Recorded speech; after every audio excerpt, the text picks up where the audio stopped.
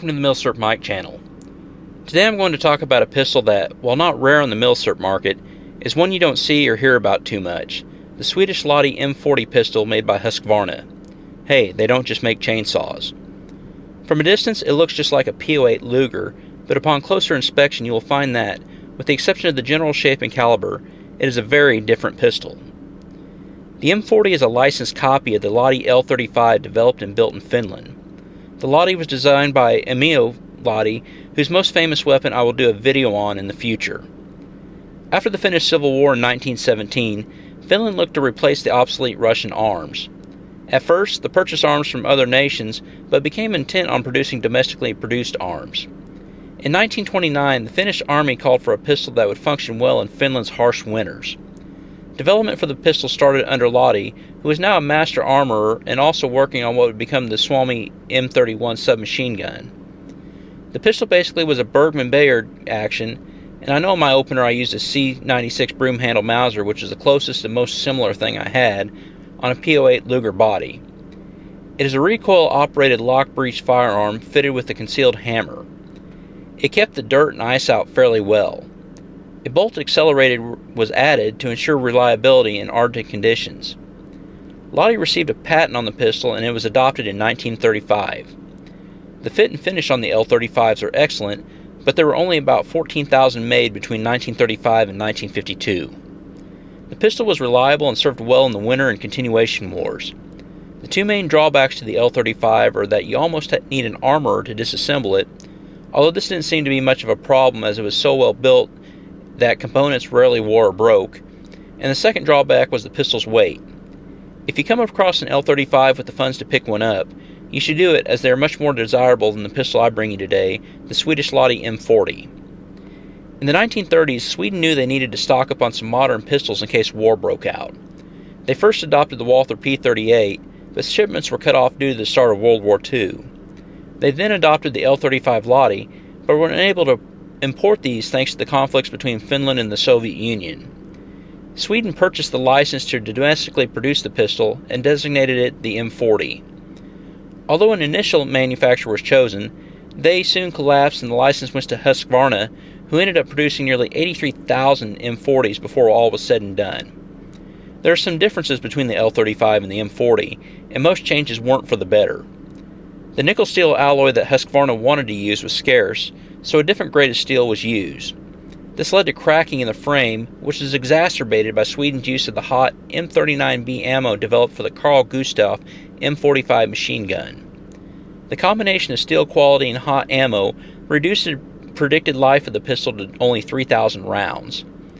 Other differences: the M40 has a longer barrel than the L35, the grips are slightly larger, the loaded chamber indicator is gone, but they did make takedown of the M40 easier than the L35.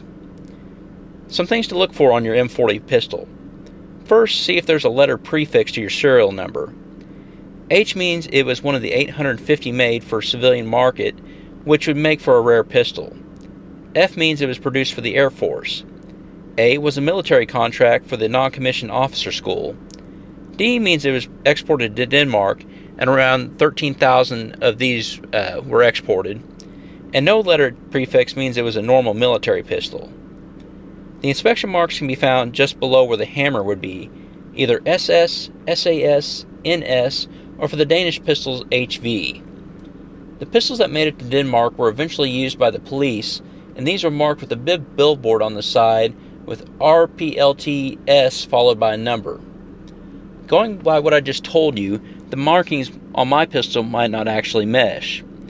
It has the Danish police billboard, but there's no letter prefix to the serial number, which should have a D.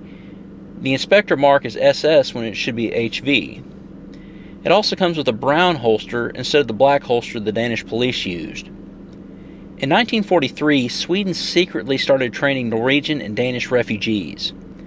In 1944, the Danish brigade trained in exile, and they were equipped with Swedish weaponry taken directly from army stores. And my 68,000 serial number, along with the SS inspector stamp, falls within the range given to the Danes at this time. After the war, these ended up with the Danish police as the properly imported pistols were. When they finished, all the Danish pistols were sold on the surplus market in one batch. To round out the story of the M40, they were used in Sweden until the early 1990s when they were replaced by the M40 or M88, Sweden's designation for the Glock 17. Due to the cracking problems I mentioned with the M40s, the Swedish army deemed them unsafe and ordered all of them turned in for destruction. This, coupled with Denmark selling all theirs on the surplus market, is why almost any M40 you find has the Danish police markings on it. My M40 is in very good condition and came with the holster, 3 magazines, and a magazine loader. The cleaning rod is the only thing that's missing. The magazine loader is actually very important as the magazines have very stiff springs and is hard to load using just your thumbs. This is needed due to the grip angle. And one of the cool things that came with the, because I got the whole, it came with the holster. The only thing that's missing is the cleaning rod. But one of the cool things that came with this, because since the magazines have a little button on it, kind of like the Luger, or if you have a Ruger Mark series, it helps you hold it down. I think all I got to do is pull this over. Now, if this is for something else besides this, let me know. But it's really handy for loading the magazines if it isn't a magazine loader.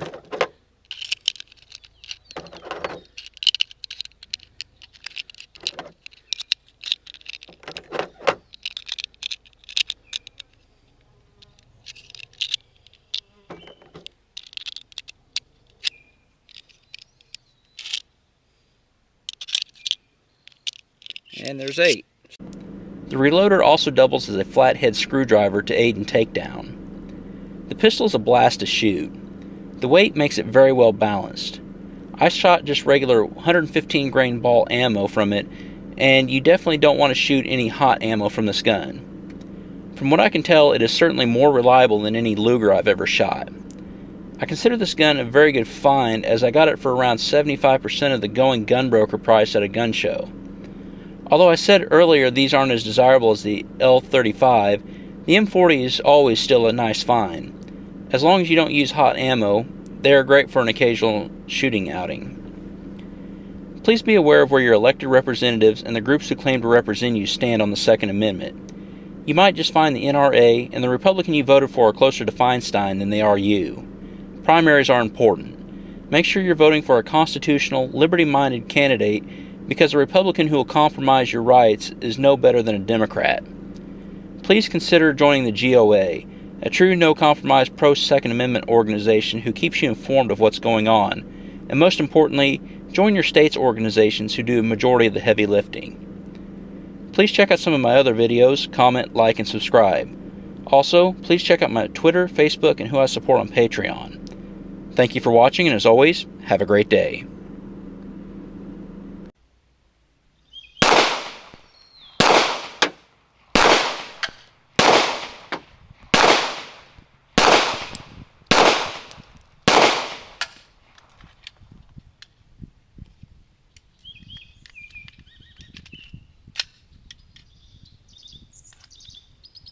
Let's do the real European look here.